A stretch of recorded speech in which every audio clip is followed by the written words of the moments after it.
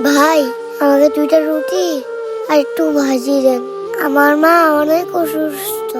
আমার মায়ে ওই সামনে মেডিকেলে ভর্তি। আচ্ছা ছোট ভাই, তুমি এখানে দাঁড়াও, আমি তোমার রুটি দিতে আসি। ভাই, আমার কাছে কিন্তু রুটি আর ভাজি কেনার টাকা নাই।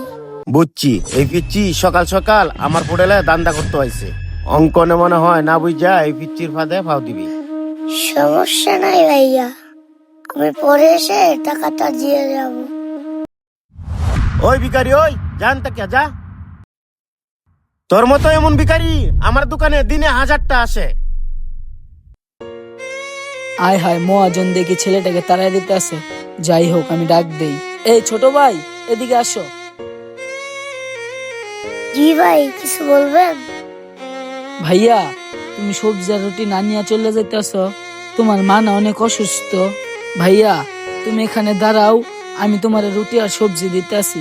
ভাইয়া, আপনি যে আমাকে রুটি আর ভাজি দিবেন, আমি তো আপনাকে প্রথমেই বলছি আমার কাছে রুটি আর ভাজি কেনার টাকা নেই। ভাইয়া, তোমার টাকা দিতে হবে না, তুমি এখানে দাঁড়াও, আমি তোমাকে ফ্রিতে রুটি আর সবজি দিব। সত্যি বলতেছেন ভাইয়া? আপনি আমাকে ফ্রিতেই রুটি আর সবজি দিবেন?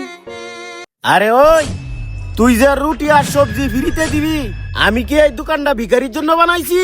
আর তুই যে আরে ফ্রিতে সবজি আর রুটি দিবি, টাকা কে দিব? তোর বাপে? আরে পিচ্ছি শোন, আমি এই দোকান ভিখারির জন্য দেই নাই। রুটি আর সবজি নিলে টাকা লাগে, টাকা। মহাজন থাক, পিচ্ছিকে আর কিছু বললেন না। এই রুটি আর ভাজির টাকাটা আমার বেতন থেকে কাইটা রেখেন।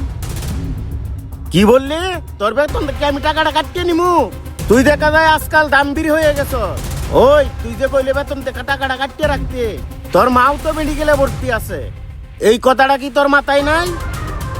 তুই যে কয়টা টিয়া বেতন পাস, এই কয়টা তুই দান করিয়া দেস, তাহলে তোর মা চিকিৎসা করবে কেমনে? মহাজন, আমার মায়ের চিকিৎসার চিন্তা আপনার করতে হবে না। আমার মায়ের জন্য ওই উপরালায় আছে।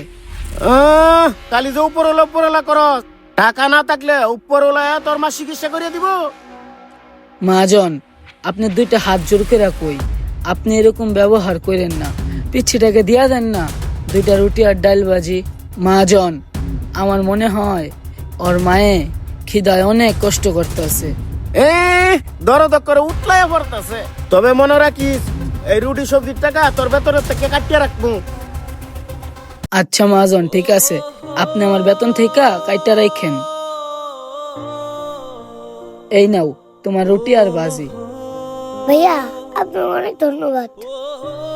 আচ্ছা, তাহলে তুমি এখন যাও, তোমার মাকে এই খাবারগুলো খাওয়াও। এই ছোট ভাই, একটু শোনো তো। জি ভাই, আমারে ডাকছেন? ছোট ভাই, তোমার কথাগুলো না আমার খুব ভালো লাগছে। আমার কথাগুলো ভালো লাগছে মানে ভাই, আমি তো আপনার কথা কিছুই বুঝলাম না।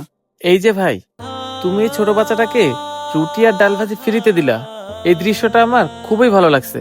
ভাই, বাচ্চাটার মা না অনেক অসুস্থ, আর বাচ্চাটার কথা শুনে মনে হলো বাচ্চাটার মা ক্ষুধায় অনেক কষ্ট করতেছে। আর এই কথাটা শুনে আমার অনেক মায়া লাগলো, তাই তো বাচ্চাটাকে রুটি আর ডাল ভাজি ফ্রিতে দিলাম। সত্যিই ভাই, তোমার মতো এমন উদার মনের মানুষ এখন খুব কমই দেখা যায়। আচ্ছা ভাই, তোমার মা কোন মেডিকেলে ভর্তি আছে? ভাই, আমার মা ওই সামনের ওই মেডিকেলে ভর্তি আছে। আচ্ছা ছোট ভাই, বলো তো তোমার মায়ের চিকিৎসার জন্য কত টাকা লাগবে? ভাই, বেশি না, প্রতি মাসে 5 থেকে 6 হাজার টাকা লাগে। 5 থেকে 6 হাজার টাকা লাগে? আচ্ছা ঠিক আছে, মানি ব্যাগ থেকে ছোট ভাইকে 10,000 টাকা দিয়ে দিই। এই নাও, এখানে 10,000 টাকা আছে, এই টাকাটা তুমি রাখো। আর এই নাও, এখানে আমার অফিসের ঠিকানা আছে, এই ঠিকানায় চলে আসবা, আমি তোমাকে প্রতি মাসে তোমার মায়ের চিকিৎসার খরচ দিয়ে দিব। লোকটা দেখি অঙ্কনটা 10,000 টাকা দান করলো। অঙ্কনটিকেই বলছে অসহায় মানুষে দান করলে আল্লাহ এইভাবেই সাহায্য করে। আচ্ছা ঠিক আছে, তুমি তাহলে প্রতি মাসের 5 তারিখে আমার অফিসের সামনে আইসো, আমি তোমাকে 5,000 করে টাকা দিয়ে দেবো। আচ্ছা, তুমি তাহলে থাকো, আমি এখন আসি।